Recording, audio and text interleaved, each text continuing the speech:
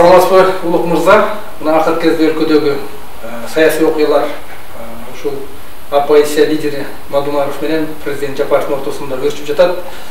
Ошол президенттин сөзүнөн кийин Мадумаровду суракка чакырып жатат. Сиз негизи ушул окуяларды кандай баалап жатасыз? Саламатсызбы. Биринчиден, бул менин жеке оюм. Адахан Мадумаровда азыркы күндө кеп андай эмес. Бүгүнкү күнү Кыргызстандагы болуп аткан окуялар, акыркы убактарда экономикалык кризистер, негизи эле жашоонун начарлап бараткандыгы келип туруп, Адахан Кемшенбаевич бир шылтоо катары, элди алаңсытуу катары мен карап жатам. Адахан Кемшенбаевич дагы аябай чоң саясатчы, Кыргыз мамлекетиндеги орду бар адам. Алдагы жөн, алдын тарапташтарга жөн турбай. Азыркы бүгүнкү убакта ушул нерсе керек беле? Кереги жок болчу.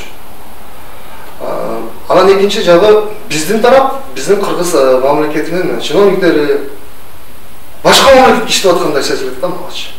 Бүт бардыгын айтып, керек болсо мамлекет башчысынан бери бир адамга асылып, монтип туруп алганы эмне деген ойду жаратат. Негизи ушул протоколдун түзүлүшүн кандай баалайсыз? Мен ойлойм, протокол деген эмне? Эгерде протокол ушул бул бийликке чейин эле чыкса чыгат эле да бул нерсе. Болбогон нерсе. Ратификациядан өткөн эмес. Эки тараптуу келишим болгон эмес.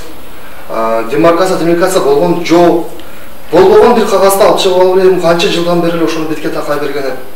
Туура эмес. Демек саясий оппонентти талкалоо үчүн, басмырлоо үчүн курал катары пайдаланып жатса биз болобу? Мен ошентип эле түшүнөм, ошону айтайын деп атам.